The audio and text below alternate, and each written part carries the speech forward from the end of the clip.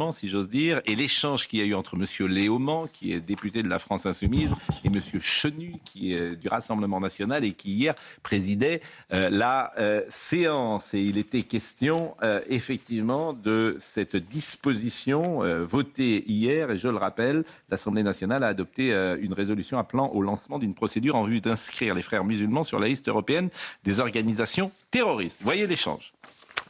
Rappel au règlement sur la base de l'article 70, article 100 et sur les articles relatifs à notre déontologie. Ce que vous venez de faire est absolument odieux. Monsieur Mohamed Awad était mon voisin d'en face de bureau parce qu'il travaillait pour mon collègue Paul Vanier. Et monsieur Mohamed Awad que vous ciblez sans arrêt. Et oui, non seulement un candidat aux élections, l'article 100, mais sur les amendements, il n'y a rien à voir. Et là, c'est une réponse, c'est une prise de parole pour une réponse.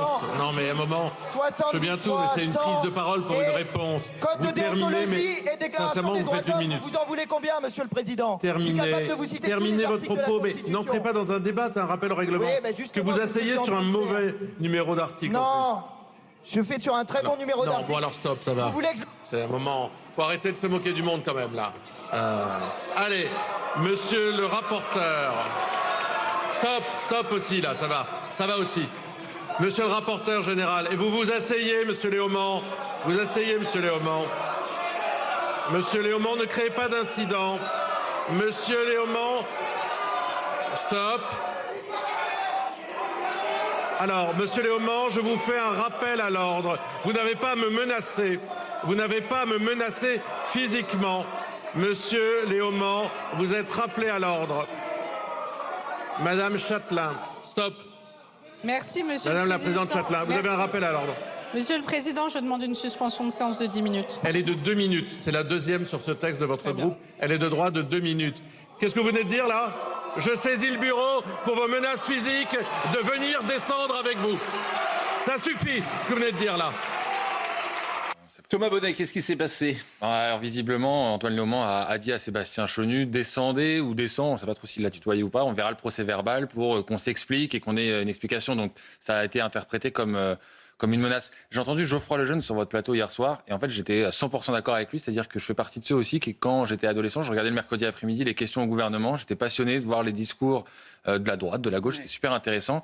Et je me dis, la génération maintenant qui a aujourd'hui entre 10 et 15 ans qui voit ça, et franchement, c'est à vomir de la politique. Ça va les éloigner encore plus de la politique. Non, là, ils sont là. En fait, le moment, il fait juste le buzz pour que la petite vidéo, il la mette sur ses réseaux sociaux et qu'après, il soit recruté. Il y a autre chose. Moi, je trouve que la mise en abîme est très intéressante parce que c'est exactement ce que souhaitent les frères musulmans. La bordélisation de l'Assemblée nationale. Bien sûr.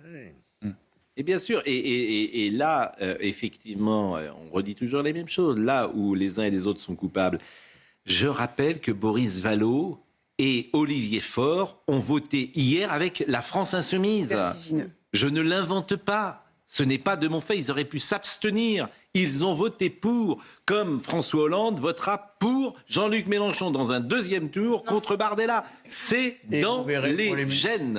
Les municipales voilà. aussi, on aura. C'est dans les gènes de la gauche. On aura faut juste imaginer 2 secondes ce qui arriverait si un député RN se comportait comme ça. Ah bah. Ce serait le retour de la bête immonde, il y aurait des papiers évidemment partout, regardez-les, c'est leur fonds de commerce, ils sont violents, nous sommes en 1933, voilà, Pascal, les nervis seraient là. Je parle sous le contrôle de Georges, qui était député en même temps que moi. La belle époque. Je ne veux pas sous-estimer ce qui s'est passé hier, c'est lamentable et déplorable. Mais ça a toujours existé. Sous la Troisième République, c'était encore plus violent. C'était encore plus violent. Il y avait des noms d'oiseaux quand on voit les verbatims. Et moi, je me souviens qu'il était de Villepin qui avait mis en cause. Je me souviens de Villepin qui avait mis en cause François Hollande. Tous les socialistes étaient précipités. Il avait fallu protéger Villepin par les huissiers. Ça a toujours existé. Ça, c'est vrai. Sauf que là, les frères musulmans, on est en guerre en fait, en réalité. Donc c'est quand même dommageable. C'est dangereux. C'était d'un autre niveau. En fait, on mettait pas le pied sur le ballon, on mettait pas. Non, ça non. André, ça a toujours existé. La difficulté de notre époque, la difficulté de notre époque, c'est que il y a des gens qui nous écoutent là. Vous êtes en train de leur dire que ça a toujours existé, l'Assemblée nationale. Bon, personne ne pense ça en fait. Tous les historiens le savent. Mais personne... Moi, écoutez, je suis désolé de vous le dire. Moi, je m'intéresse à la vie politique depuis 74 ou 75 ou 76, j'avais 11-12 ans. Jamais j'ai vu ça. Mais Pascal... Jamais j'ai vu ça. Jamais j'ai vu un niveau. Il y avait de l'entrisme. Mais des dizaines d'incidents comme ça. Mais jamais. On suspend la séance, il y a des invectives. Oui, mais attendez, Pascal, Vous ne voyez pas le drapeau palestinien. Enfin, jamais. Vous ne voyez pas ce genre de choses. Enfin, le profil des députés, je suis désolé de vous le dire, les députés du PC, que ce soit Georges Marchais, il y avait Anicet Le Port, il y avait Maxime Grémetz, on peut en citer plein. Maxime Grémetz, lui, était un peu... Mais il n'avait pas du tout ce profil-là. Et d'abord, c'était des gens cultivés. La gauche était cultivée. Les gens du Parti communiste étaient extrêmement cultivés. Très cultivés. C'était des gens qui aimaient Léo Ferré, qui aimaient Jean Ferrat, qui lisaient Aragon, etc. Donc il y avait une identité culturelle. Moi, je les ai connus parce qu'ils étaient beaucoup dans le sport, pour tout vous dire. Et ils donnaient beaucoup de leur temps. Dans les clubs associatifs. C'était ce qu'on appelait des purs. Et moi, je les ai connus dans le foot. Ils étaient formidables, d'ailleurs. Et parfois dans l'enseignement aussi. L'extrême gauche, c'était mieux avant. Voilà. Mais oui, bien sûr, ils avaient quelque chose de pur. Alors, ils étaient staliniens. C'était ennuyeux quand même. Mais ils se bouchaient les yeux, ils ne voulaient pas voir. Si vous comparez par rapport aux années 70, c'est assez intéressant parce qu'effectivement, il y a une période, je pense, de pacification du débat. Et là, on revient à un débat violent. Mais par contre, je suis d'accord avec vous, quand on regarde les débats de la Troisième République, où il y avait un niveau de violence très fort, mais la différence, c'est le niveau, c'est pas la violence. C'est pas les mêmes choses. Surtout, regardez, la SNCF. Juste un dernier mot. Regardez qui sont les plus radicaux. Antoine Léaumont, ça revient au sujet du début. Il sait que s'il fait pas ça, dans quelques semaines, il va être remplacé par un candidat. Dans l'Essonne. Le niveau, j'ai rien contre Thomas Porte, mais on n'est pas au même niveau. C'est tout. Pour moi, c'est plus une question de niveau que de violence. Mais je suis assez d'accord, mais l'un amène l'autre. Mais aussi, c'est l'importation des conflits internationaux. C'est aussi la grande différence. À la mi-temps de notre émission, à la fois Eugénie et Rachel m'ont rappelé cette petite chanson que j'avais oubliée, qu'on apprenait quand nous étions à l'école. Chanson d'Yves Montand, qui était En sortant de l'école. Nous avons rencontré. En sortant de l'école, nous avons rencontré un grand chemin de terre qui nous a emporté tout autour de la terre. Dans un wagon doré, tout autour de la terre, nous avons rencontré la mer qui se promenait avec tous ses coquillages, ses îles parfumées. Puis on apprenait ça à l'école. Moi, j'ai appris aussi. C'est drôle, parce qu'on n'est pas de la même génération. Je pense beaucoup plus vieille que moi.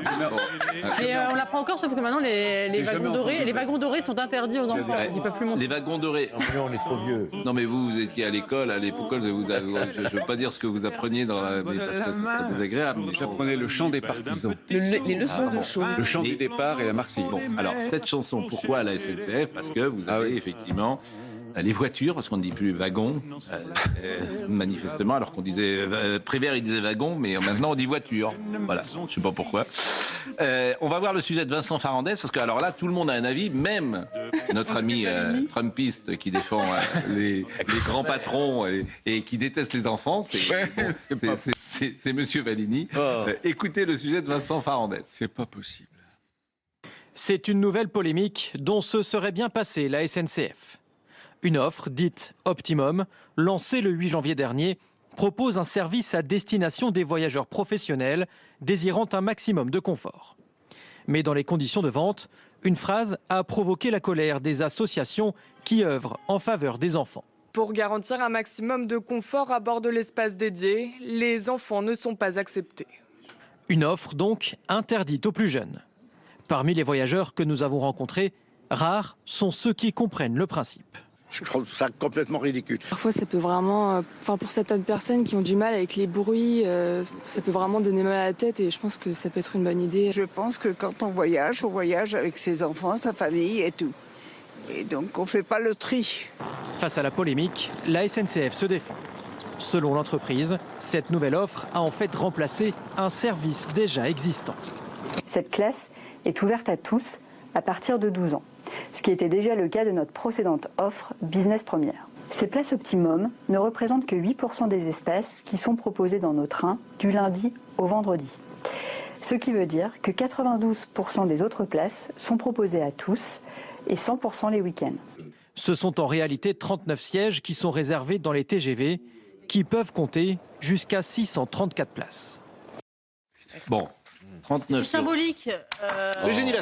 C'est symbolique parce que vous avez de plus en plus d'espaces qui sont interdits aux enfants, que ce soit des plages, des restaurants, des hôtels. Oui, oui. Oui, il y a des plages, oui, Les hôtels, des plages privées. Des plages privées qui n'autorisent pas les enfants. Vous avez des riverains qui se plaignent du bruit dans les cours de récréation. Je veux dire, les enfants ne sont pas plus bruyants qu'avant dans les cours de récréation. Donc il y a quand même une ambiance, je trouve, de méfiance. Et puis ça dit aussi une société ultra individualiste où on doit avoir du sur-mesure. Je veux dire, vivre en société, c'est supporter aussi un certain désagrément, c'est accepter de faire un effort pour accepter l'autre. Et on est une société de plus en plus séparée. D'un côté, on va avoir les familles, de l'autre, les célibataires. Et je trouve ça assez triste, en fait. Et après, il ne faut pas s'étonner qu'il y ait une telle dénatalité en France. On devrait faire des voitures où on valorise les enfants, on devrait valoriser la parentalité, valoriser la maternité, valoriser la paternité. C'est que comme ça qu'on s'en sortira et qu'on relancera la natalité. Voilà qui est dit. Voilà qui est... Je souscris. Bravo. C'est un bon... La réponse est à Maître Valli. Je pense que vous êtes le premier, quand vous prenez le TGV, à vous plaindre d'un enfant qui braille à côté de vous. Bah oui. Jamais. Non, vous êtes un saint. Vous êtes un saint. Vous êtes un saint. D'abord, oui, je suis un saint. Ça vous dérange vraiment le cri d'un bébé oui, quand vous avez 2 heures de train, que vous avez un dossier à étudier. Franchement. Oh, et alors soyez un peu honnête avec vous. Non, et moi, mon vrai problème avec le train, c'est les gens qui sont en incivilité, c'est-à-dire qui téléphonent, les sonneries. Moi, j'aimerais bien juste que la loi soit respectée dans le train. Les hommes d'affaires, soi-disant, entre guillemets, hommes d'affaires qui vont passer dans ce wagon-là leur temps à téléphoner, ça va être très pénible. Ah oui, moi, une fois, j'ai su toute la société, le nombre de commandes qui arrivaient. Ça, c'est insupportable aussi. Donc, le type... les gens qui parlent en haut-parleur. Oui. Et après, par contre, j'entends une critique, parce qu'après, je voulais dire, c'est vrai qu'il y a aussi, ça je l'entends, que les enfants sont devenus aussi de plus en plus ingérables, parce qu'il y a une éducation laxiste et positive qui fait que, et j'écoute la psy, par exemple, Caroline Goldman, qui dit que les enfants sont devenus de moins en moins frustrés avec la pulsion, etc. Et ça, je le comprends aussi. C'est vrai que dans notre société actuelle, on a à la fois une société qui ne supporte plus les enfants, et des enfants qui sont aussi moins bien élevés. Et ça, j'entends aussi les gens qui pensent ça. Mais il faut à la fois revaloriser le fait d'avoir des enfants et aussi avoir une éducation qui donne des cadres aux enfants. Voilà comment on s'en sortira et voilà comment on relancera la natalité. Dans les TGV italiens qui font Paris, Marseille et Paris-Lyon, ça existe déjà. Et, mais les Italiens, ils ont une natalité. Mais par-delà les enfants, il ne faut pas parler fort. Non, mais c'est des lois non écrites. Je vous ai parlé, il y avait ce que dit Rachel, il y avait des lois non écrites, jadis. Il me semble qu'elles étaient plus respectées. Qu'on appelait la civilité. Exactement. C'est-à-dire que tu rentrais dans un endroit... L'urbanité. Bon.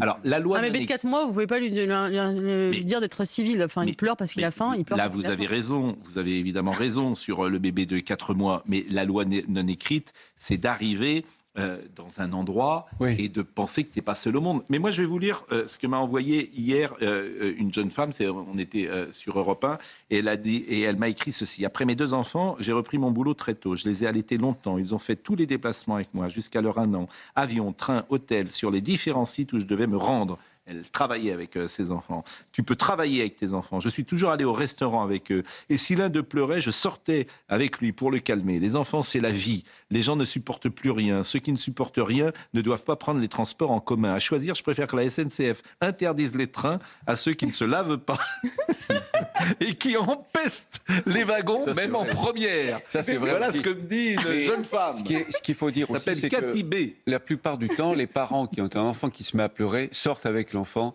et vont le calmer à l'extérieur. Ça, c'est vrai, ça se fait beaucoup. L'extérieur de quoi? Eh oui. Bon, est-ce que vous avez changé d'avis sur la plateforme? Est-ce que vous avez changé d'avis? Est-ce que vous avez été convaincu? Non, je pense que 30 places sur 600 places dans un TGV où on veut travailler dans le silence. Ça fait 200 ans que le train existe en France. Et on n'a jamais éprouvé le besoin de créer. Et les vieux, alors? Si on les mettait pas dans les trains, parce que parfois ça marche lentement, les très vieux. Pourquoi pas les vieux? Ça fait pas de bruit. Ça parle tout seul. Ah bah si, ça parle.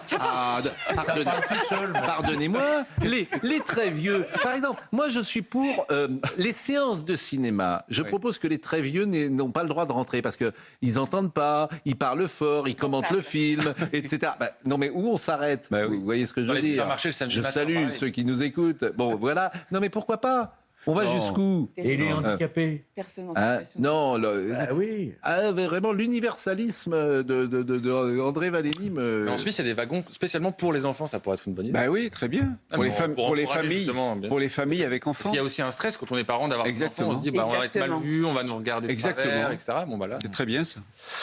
Bon, dans l'actualité également, il y a alors Emmanuel Macron. Alors Emmanuel Macron, c'est formidable parce que il a fait le bonheur d'un lunetier. Oui, du Jura. Du Jura. dont les actions ont... cher ces lunettes, j'ai entendu dire qu'elles... Mais bien sûr, 600 €. 679 €. C'est pas possible. C'est quoi ces lunettes? C'est des Dior? C'est fabriqué en France. Mais non, mais bien sûr. Henri Julien. Bon, elles sont belles. Made in France. Ah oui. Ah mais non, mais... Une paire de lunettes. Il a vraiment sauvé une entreprise, c'est bien. Ah ben moi je trouve que c'est bien que le président sauve une entreprise. Alors le monde entier parle de ces lunettes. Effectivement... Une vision politique, ça serait mieux. Oui. Écoutez, visiblement, le monde entier dit que Emmanuel Macron a résisté à Donald Trump. Et oui, effectivement. Grâce aux lunettes. Grâce aux lunettes. Il est en train de remonter dans les sondages. Moi, je serais lui, je garderais les lunettes. La diplomatie de la lunette. C'est ce que j'ai dit. Non, mais ce qui est terrible, et j'espère que ça ne va pas vous choquer, c'est que ces tensions internationales, ça lui permet, heureusement, pendant 15 mois, d'être... Il a la bonne position, il a la bonne démarche, le bon positionnement. Et les Trumpistes, dont vous faites partie, sont un peu en difficulté. Je suis Trumpiste. Un peu, oui. Pourquoi? Même beaucoup. Pourquoi je suis vous êtes un laudateur de Trump? Pourquoi vous trouvez? Sénateur de Trump. Mais pourquoi un turiféraire de Trump? Mais précisément. Mais depuis 6 mois, on peut sortir des dizaines de passages de l'émission. Mais l'autre jour, vous m'avez dit le contraire. Vous défendez Trump. Mais vous m'avez dit le contraire l'autre jour. Qu'est-ce que je vous ai dit? J'avais fait un petit édito. Vous m'avez dit, Pascal, que justement, j'avais pris du recul sur ce qu'il avait dit. Vous commencez à prendre vos distances, là. Vu que ça tourne mal pour Trump. Ça tourne drôlement mal. Il va faire le deal avec le Groenland. Oui, on va voir. En fait, ce qu'il a dit... il ne va pas se l'accaparer. Ce qui est intéressant dans ce que dit Trump, parce que j'essaye de ne pas d'être comment dire, l'anti-Trumpisme français est insupportable. Voilà. Bon, moins que le Trumpisme, mais bon. Bon, qu'est-ce qu'il nous dit, Trump? Il nous dit, est-ce que l'Europe est méconnaissable? Vrai ou faux? Non. Elle n'est pas méconnaissable, l'Europe? Ce sont les États-Unis qui sont méconnaissables avec Trump. Non, mais... C'est l'Amérique qui est devenue méconnaissable. Oui. En fait, pardonnez-moi, mais là, on ne peut plus parler. Pour moi, l'Amérique, c'est pas Trump. Non, mais en fait, ce qui est très difficile, c'est le réel. C'est-à-dire que vous ne trouvez pas que la France est méconnaissable? Sérieusement? Non, pas du tout, non. Ah bon? Ah non. C'est pas la même. Venez dans mon département, dans mon canton, les choses n'ont pas tellement changé. Mais enfin, vous avez un maire, on a entendu M. Coquerel tout à l'heure qui demande... Les Parisiennes dans certains quartiers ghettoisés, bien sûr. Mais il y a certains quartiers ghettoisés. André, ce n'est pas moi. André, on sort d'une séquence où c'est Éric Coquerel qui dit lui-même, il ne parle pas d'un ghetto, il dit le 93, il dit les maires doivent être de la couleur du 93. C'est pas un ghetto le 93. C'est insupportable de dire ça. Mais ce n'est pas ce que je dis, mais c'est pas un ghetto le 93. C'est pas un ghetto le 93. Non, mais on a mis beaucoup de populations d'origine étrangère dans ce département, effectivement. On a concentré les populations. André, je parle sous votre contrôle, il y a Crépol, c'est pas très loin. C'est des faits qui ne se produisaient pas avant. Vous voyez ce que je veux dire? C'est que ces affrontements visiblement communautaires, en tout cas il y a beaucoup de témoignage qui en attestent, ça ne se produisait pas. Mais je ne dis pas que tout va bien. Oui. Bon, alors écoutons le président Macron qui a parlé de sa relation avec Trump. Vous n'allez peut-être pas très bien entendre la question qui est posée. La question c'est comment envisagez-vous les relations avec Trump? Et Emmanuel Macron dit ça ne dépend pas de moi. Il y avait eu des échanges un peu tendus à distance avec le président Trump. Est-ce que vous êtes parlé? Est-ce que vous pensez que les relations vont continuer comme ça avec Je ne sais pas, ça ne dépend pas de moi. Écoutez, moi je suis extrêmement calme et constant. Ça fait 9 ans que vous m'entendez parler d'indépendance européenne, d'autonomie stratégique européenne, de respect de la souveraineté partout. On le fait en Ukraine, on le fait pour la Palestine, on le fait pour le Danemark. Et nous sommes prévisibles. Simplement, on entend que la France soit respectée, que l'Europe soit respectée. Et à chaque fois qu'elles ne le seront pas, nous nous exprimerons et agirons avec clarté. Voilà. Deuxième passage, le président Macron voit une Europe qui est visée et qu'il faut défendre. Quand l'Europe est unie, forte, réagit vite, les choses rentrent dans l'ordre et dans le calme. Et moi, je me félicite qu'on a commencé la semaine avec une forme d'escalade, des menaces d'invasion et des menaces tarifaires. Et nous sommes revenus à une situation qui me paraît beaucoup plus acceptable, même si nous restons vigilants. Et donc ce qu'il faut en conclure, c'est que quand l'Europe réagit de manière unie, en utilisant les instruments qu'elle a à sa disposition, et tandis qu'elle est menacée, elle peut se faire respecter. Et c'est une très bonne chose. L'Europe qui a fait reculer Trump. Non mais vous êtes sérieux? Les lunettes. Bon, moi je veux bien qu'on raconte cette fiction, ça ne me dérange pas, tant mieux. Mais vous croyez que c'est Emmanuel Macron et ses lunettes qui ont fait reculer Donald Trump? Il y a eu la menace de l'instrument anti-coercition, ça l'a fait reculer. Il y a eu l'effondrement de la bourse de New York, la veille, il a fait reculer. Il y a eu le fait que le Danemark dise on ne touche pas au Groenland, tout ça l'a fait reculer. Et oui, tout ça l'a fait reculer. Je vous en prie. Non, on peut critiquer Trump, ça d'accord, mais toujours est-il qu'il a obtenu des résultats. C'est lui qui libère les otages israéliens, quand même, il faut rappeler. C'est lui qui met les Turcs et les Arméniens en présence, qui évite peut-être une guerre nucléaire entre le Pakistan et l'Inde, c'est ça, et qui se démène comme un baudial pour obtenir la paix en Ukraine et en Russie. Ça, on peut le saluer tout de même. Oui, je veux dire. Et quand il vient vis-à-vis de l'Europe nous alerter sur des phénomènes d'immigration massive, il a raison. Puis il est possible, alors je ne nie pas que l'Europe ait pu avoir une influence sur la décision de Trump, mais il y a peut-être d'autres nations qui ont eu une influence et qui a fait qu'il a reculé. Il n'a pas reculé d'ailleurs parce qu'il veut le Groenland et visiblement c'est un deal. Il fallait quand même réagir. Je suis désolée, quand vous avez Donald Trump qui profère des menaces aussi directes contre un État souverain européen, il était normal que les États européens réagissent. Bien sûr. Et je ne sais pas si c'est ça qui l'a fait reculer, ou il y a aussi une chose, un phénomène qui est intéressant, c'est que vous avez des leaders européens de droite nationales qui se sont détachés de Trump. Vous avez vu Jordan Bardella au Parlement européen, vous avez vu M. Farage au Royaume-Uni, et donc ça peut aussi inquiéter les États-Unis, parce que c'est assez contre-productif pour Trump, parce que la menace du Groenland, qu'est-ce que ça fait? Ça fait monter Emmanuel Macron dans les sondages, ça fait monter le centre dans les sondages, et ça fait perdre les partis nationalistes que justement Trump voudrait voir arriver au pouvoir. Donc peut-être qu'il s'est dit, peut-être que c'est pas la meilleure stratégie si je veux que l'Europe se droitise. Et je pense qu'il y a aussi ce phénomène qui a joué. Le Carillon d'Europe 1, parce que c'est une émission particulière aujourd'hui. Nous allons rejoindre Thomas